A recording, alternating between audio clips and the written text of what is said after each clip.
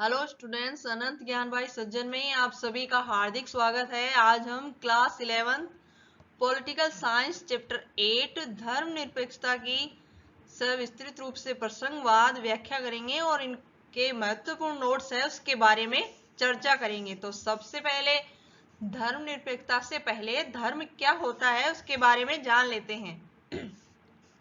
धर्म शब्द की उत्पत्ति संस्कृत भाषा से हुई है, जिसमें मूल सिद्धांत के साथ साथ सभी का कल्याण करना है।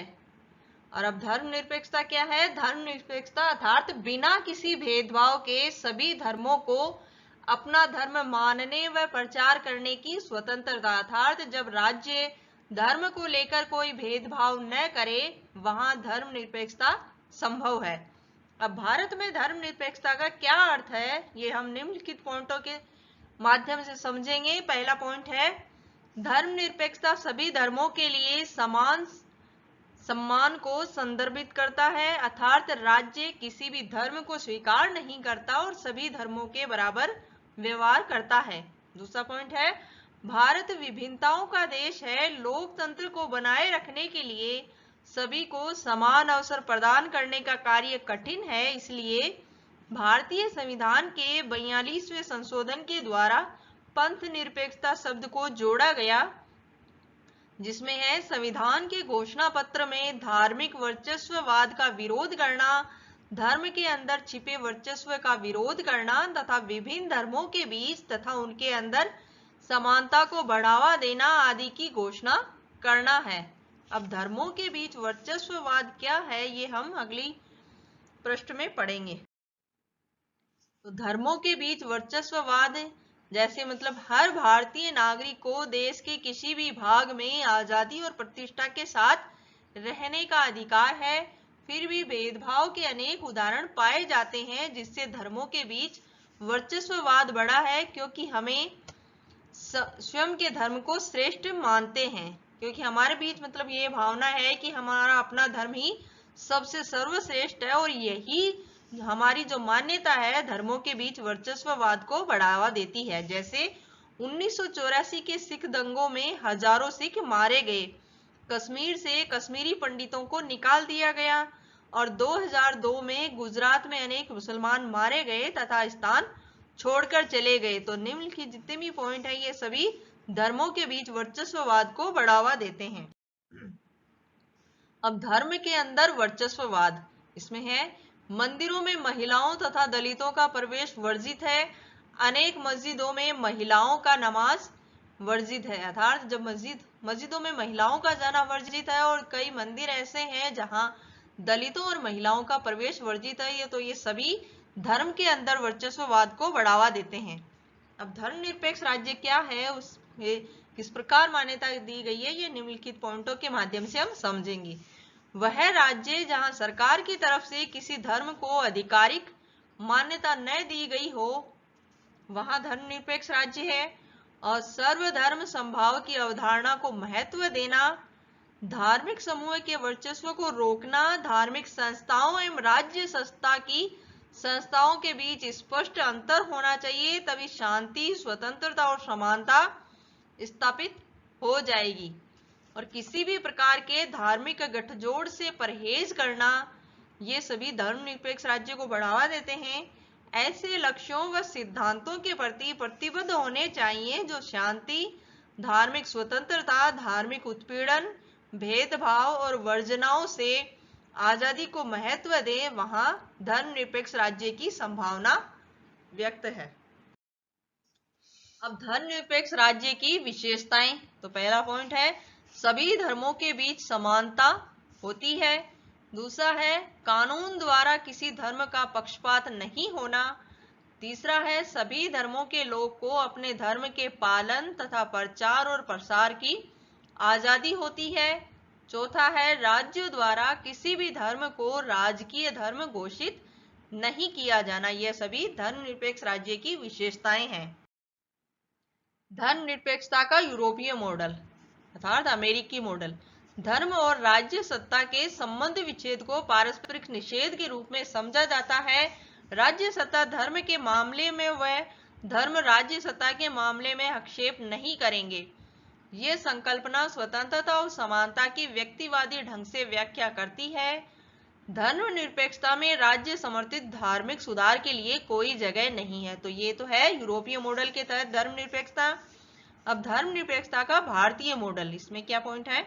भारतीय धर्मनिरपेक्षता केवल धर्म और राज्यों के बीच संबंध विच्छेद पर बल नहीं देता। दूसरा पॉइंट है, अल्पसंख्यक तथा सभी व्यक्तियों को धर्म अपनाने की आजादी देता है। भारतीय राज्य धार्मिक अत्याचार का विरोध करने हेतु धर्म के साथ निषेधात्मक संबंध भी बना सकता है। अगला पॉइंट है, भारतीय संविधान ने अल्पसंख्यकों को खुद अपनी समस्याएं खोजने का अधिकार दिया है तथा राज्य सत्ता के द्वारा सहायता भी मिल सकती है।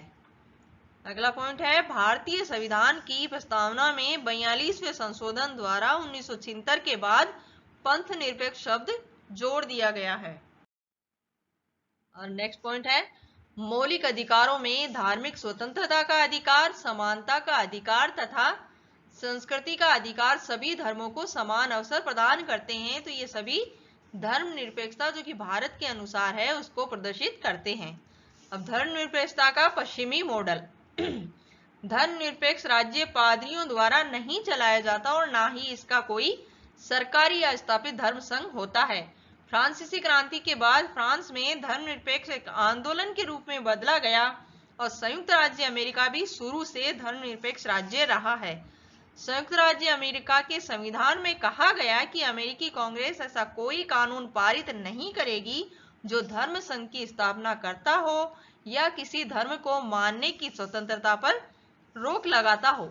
जैसे है, राज्य धर्म के मामले में तटस्थ निरपेक्ष रहता है और किसी भी धार्मिक संस्था की कोई भी सहायता या लाभ प्रदान नहीं करता।